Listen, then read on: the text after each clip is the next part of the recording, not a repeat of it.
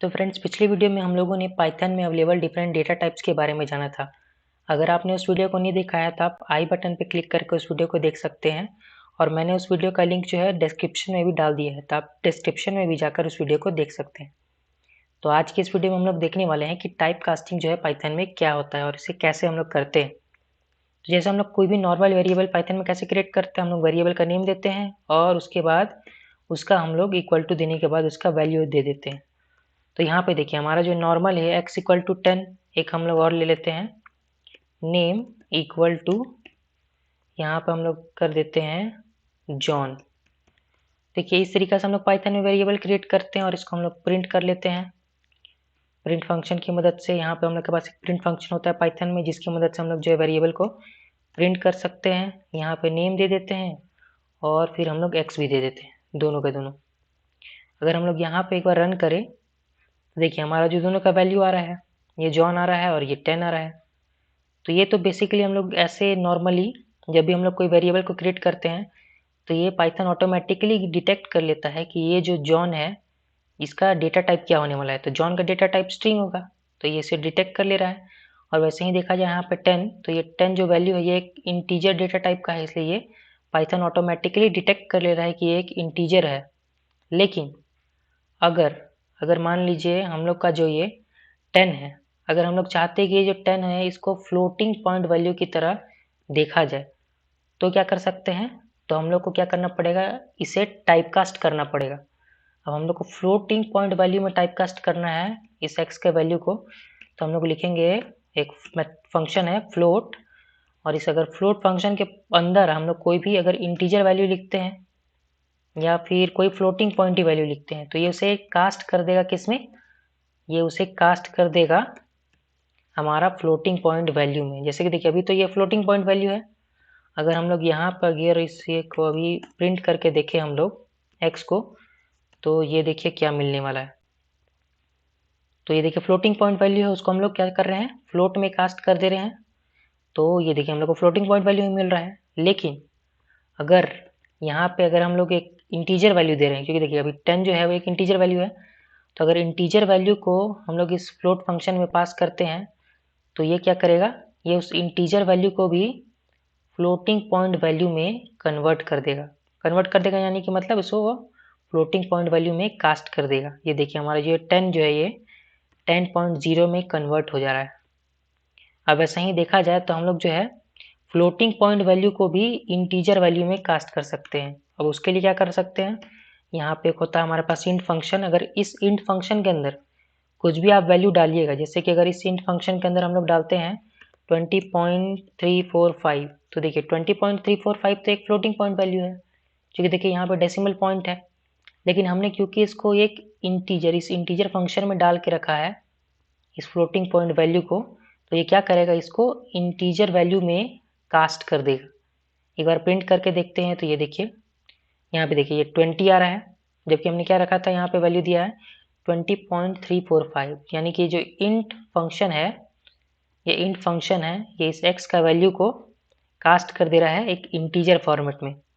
देखिए हम लोग जो है ये इंट फंक्शन जो है ये स्ट्रिंग वैल्यू को भी कास्ट कर सकता है इंटीजर फॉर्मेट में। अगर हम लोग स्ट्रिंग के अंदर हम लोग कुछ नंबर केवल देते हैं और अगर उसको हम लोग इस इंट वाले फंक्शन के अंदर दे देते हैं तो ये क्या करेगा, उसको इंटीजर वैल्यू में कास्ट कर देगा। यहाँ देखिए ये 1235575, आपको लग रहा होगा कि ये हो सकता है ये स्ट्रिंग ही हो, लेकिन देखिए हमारे पास एक पाइथन में मेथड होता है टाइप करके, एक होता है टाइप मेथड, जिससे हम लोग को पता चलता है जो वेरिएबल है उसका डेटा टाइप क्या है। तो अगर हम लोग प्रिंट फंक्शन में यहाँ पे यूज़ करें टाइप और इस टाइप फंक्शन के अंदर पास कर दे x का, तो हम लोग को ये बता देगा कि x का डेटा टाइप क्या है। ये जो x है, अगर हम लोग इस टाइप फंक्शन के अंदर अगर हम लोग ये x को पास कर दे तो ये बता देगा कि x का डेटा टाइप क्या है।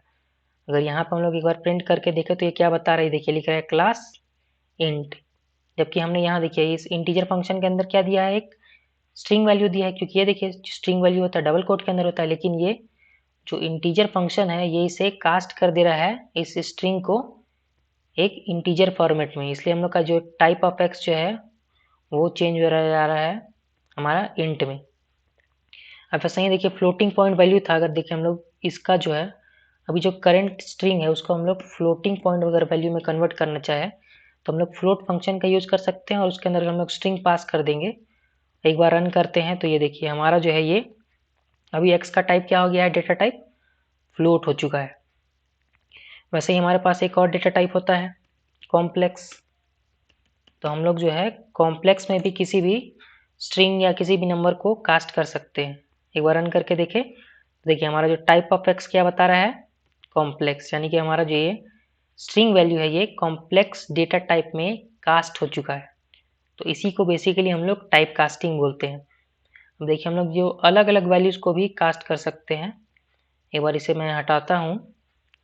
अब देखिए जैसे कि हम लोग का मान लीजिए एक ले लेते हैं a इक्वल टू, चलिए a नहीं लेते, हम लोग ले लेते हैं num1, एक नंबर ले लेते हैं इक्वल टू हम लोग 10 ले लेते हैं, और फिर एक ले लेते हैं हम लोग num2 इक्वल टू हम लोग ले लेते हैं 20, और फिर हम लोग लेने वाले हैं एक ले लेते हैं हम लोग num3, हम लोग ले लेते हैं एक num3, और इस num3 में हम लोग डाल देते हैं num1 प्लस num2। तो जो हमारा num3 है वो num1 प्लस num2 यानी दोनों का ये सम होने वाला है।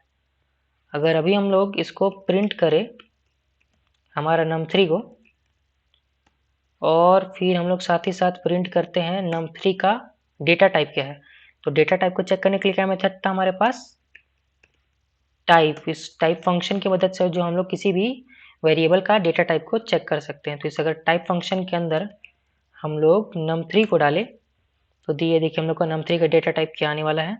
एक बार रन करते तो ये देखिए हमारा जो num3 में देखिए 10 प्लस 20, क्योंकि इसमें num1 प्लस num2 है तो दोनों को ऐड करेंगे तो क्या हो जाएगा, ये 30 हो जाएगा। और देखिए हम लोग का जो टाइप ऑफ num3 क्या है, ये है इंट, यानी कि इंटीजर डेटा टाइप है। तो अगर देखिए यहाँ पे देखिए ये तो इंट है, डायरेक्टली दिख रहा है, ये जो 10 है ये इंटीजर वैल्यू है, साथ ही साथ ये 20 जो है इंटीजर वैल्यू है, तो इन दोनों का सम भी तो इंटीजर वैल्यू होगा। लेकिन अगर हम लोग को इन दोनों का जो सम है उसको हम लोग को फ्लोटिंग पॉइंट वैल्यू में कन्वर्ट करना है, तो उसको कैसे कर सकते हैं, तो यहाँ पे भी हम लोग फ्लोट फंक्शन का यूज़ करेंगे। हम लोग यूज़ करेंगे फ्लोट फंक्शन और इसके अंदर हम लोग डाल देंगे num1 प्लस num2। तो ये क्या करेगा, इन दोनों का जो एडिशन का रिजल्ट जो आएगा यानी कि 30, ये उसको जो है फ्लोटिंग पॉइंट वैल्यू में कास्ट कर देगा। अभी देखिए अगर एक बार फिर से रन करते हैं तो देखिए हमारा जो सम जो है वो हो गया 30.0। यहाँ पे देखिए पॉइंट नोट करिए, ये जो पॉइंट बता रहे हैं कि ये एक फ्लोटिंग पॉइंट वैल्यू, और यहाँ पे देखिए टाइप ऑफ num3 क्या है, फ्लोट है, क्योंकि ये क्या कर रहा है फ्लोट फंक्शन इसको फ्लोटिंग पॉइंट वैल्यू में कास्ट कर दे रहा है। जबकि एक्चुअली में देखिए इन दोनों का सम जो है इंटीजर आएगा, क्योंकि ये दोनों यहाँ पे तो इंटीजर है, num1 और num2 तो इंटीजर है इसलिए, लेकिन यहाँ पे जो फ्लोट फंक्शन है ये इन दोनों को वैल्यू को कास्ट कर दे रहा है फ्लोटिंग पॉइंट में। अब ऐसे ही हम लोग अलग अलग मतलब डेटा टाइप से किसी किसी अलग अलग डेटा टाइप में हम लोग कास्ट कर सकते हैं। तो कुछ और चेक कर लेते हैं जैसे कि कैसे कन्वर्ट कर सकते हैं। देखिए हम लोग जो है इस num1 प्लस num2 को कॉम्प्लेक्स डेटा टाइप में कास्ट करने के लिए कॉम्प्लेक्स फंक्शन का यूज़ कर सकते हैं। एक बार रन करके देखते हैं तो ये देखिए हमारा जो ये इसको कॉम्प्लेक्स फॉर्म में ये कास्ट कर दे रहा है कॉम्प्लेक्स फंक्शन। ये जो कॉम्प्लेक्स फंक्शन है num1 प्लस num2 का जो सम है उसको कॉम्प्लेक्स टाइप में कास्ट कर दे रहा है। देखिए 30 प्लस 0j ये कॉम्प्लेक्स डेटा टाइप है, और यहाँ पे देखिए टाइप ऑफ num3 बता रहा है कॉम्प्लेक्स। उसी तरह से हम लोग इसको जो है स्ट्रिंग में भी कास्ट कर सकते हैं। स्ट्रिंग में कास्ट करने के लिए क्या फंक्शन है, str। तो str फंक्शन का यूज़ करके हम लोग जो है ये जो str फंक्शन इसकी मदद से हम लोग किसी भी नंबर को या किसी भी कॉम्प्लेक्स नंबर को या किसी भी स्ट्रिंग को स्ट्रिंग में कास्ट कर सकते हैं। एक बार रन करके देखिए तो देखिए हमारा जो टाइप ऑफ जो हमारा num3 है वो क्या बता रहा है, str।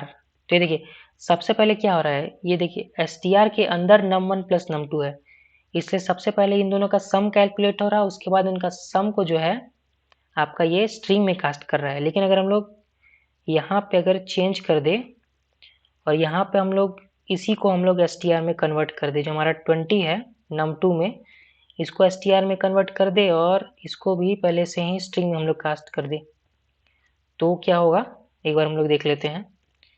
अगर अभी एक बार रन करवाए तो देखिए कैसे हम लोग को वैल्यू मिलने वाला है। तो ये देखिए क्या आया, 10 और 20 आया। क्यों, अब ऐसा क्यों हुआ, क्योंकि देखिए जब भी हम लोग str फंक्शन में कोई भी इंटीजर वैल्यू डाले या फिर कोई स्ट्रिंग वैल्यू डाले डबल कोट के अंदर, दोनों का दोनों को ये स्ट्रिंग में कन्वर्ट कर देगा।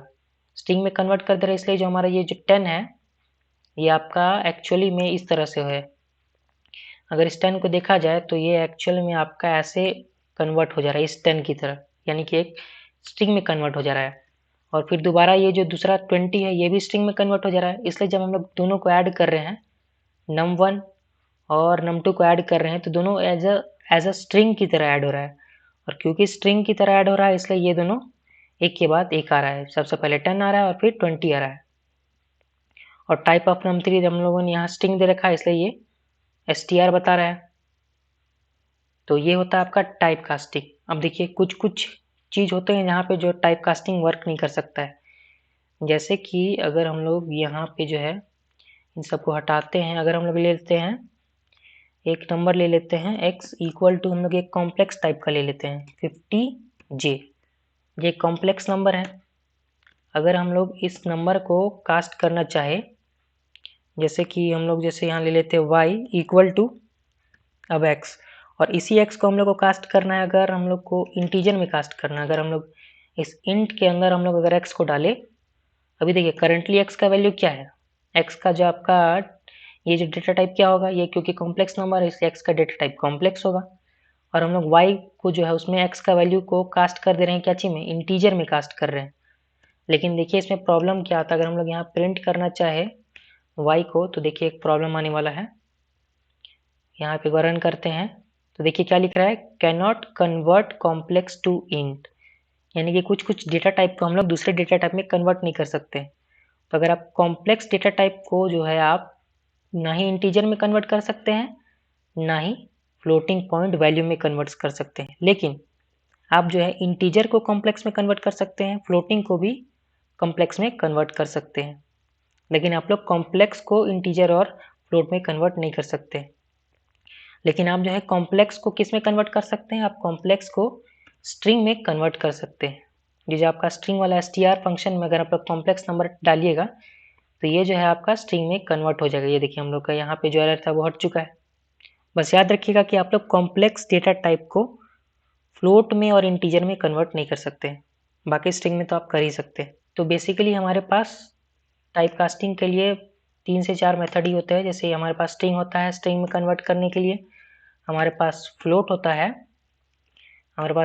है, किसी भी नंबर को फ्लोट में कन्वर्ट करने के लिए। इंट होता है, इंट में कन्वर्ट करने के लिए। कॉम्प्लेक्स होता है, कॉम्प्लेक्स में कन्वर्ट करने के लिए। तो इन सब की मदद से जो हम लोग अलग अलग डेटा टाइप को किसी पर्टिकुलर फॉर्मेट में टाइप कास्ट कर सकते हैं। इंटीजर में टाइप कास्ट करने के लिए हम लोग इंट यूज़ करेंगे, फ्लोट में कास्ट करने के लिए फ्लोट, स्ट्रिंग में कास्ट करने के लिए स्ट्रिंग, कॉम्प्लेक्स में कास्ट करने के लिए कॉम्प्लेक्स। और देखिए और भी होता है, टुपल में कास्ट कर सकते हैं हम लोग, टुपल में कास्ट करने के लिए टुपल है। और भी बहुत सारे हैं, किसी भी चीज़ को लिस्ट में कास्ट करना है तो हम लोग यहाँ लिस्ट का भी यूज़ कर सकते हैं, और इस लिस्ट फंक्शन में डालेंगे तो वो लिस्ट में कास्ट हो जाएगा। तो ऐसे भी जितने भी डेटा टाइप है सबको अलग अलग ये मेथड जो है, ये फंक्शन जो है, इनकी मदद से हम लोग अलग अलग फॉर्मेट में कास्ट कर सकते हैं। तो चलिए आज की इस वीडियो में इतना ही। अगले किसी वीडियो में मिलते हैं किसी नए टॉपिक के साथ। तब तक के लिए keep learning and keep coding.